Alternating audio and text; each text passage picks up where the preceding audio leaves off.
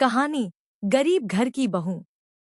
एक छोटे से गांव में मीरा नाम की एक लड़की रहती थी। उसका परिवार बहुत गरीब था, लेकिन उसके संस्कार बहुत ऊंचे थे। मीरा की माँ उसे हमेशा सिखाती थी, बेटी, इंसान की पहचान उसके दिल से होती है, पैसों से नहीं। समय बीता और मीरा की शादी एक थोड़े अच्छे घर में हो गई।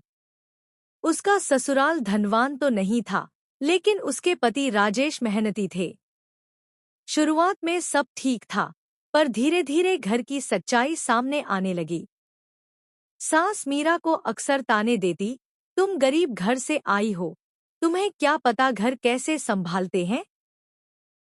मीरा चुपचाप सब सुनती और अपने काम में लगी रहती। सुबह जल्दी उठकर घर का सारा काम करती, सबका ख्याल रखती, लेकिन उसे कभी तारीफ नहीं मिलती। एक दिन घर की हालत और खराब हो गई। राजेश की नौकरी चली गई। घर में पैसों की तंगी आ गई। सास परेशान हो गई और बोली, अब क्या होगा, कैसे चलेगा घर। मीरा ने हिम्मत नहीं हारी। उसने अपने पति से कहा, आप चिंता मत कीजिए, हम मिलकर सब ठीक कर लेंगे। मीरा को सिलाई का काम आता था। उसने घर में ही छोटे छोटे कपड़े सिलने का काम शुरू किया। धीरे धीरे गांव की औरतें उसके पास आने लगी। उसकी मेहनत और ईमानदारी की वजह से उसका काम बढ़ने लगा। कुछ महीनों में ही घर की हालत सुधरने लगी।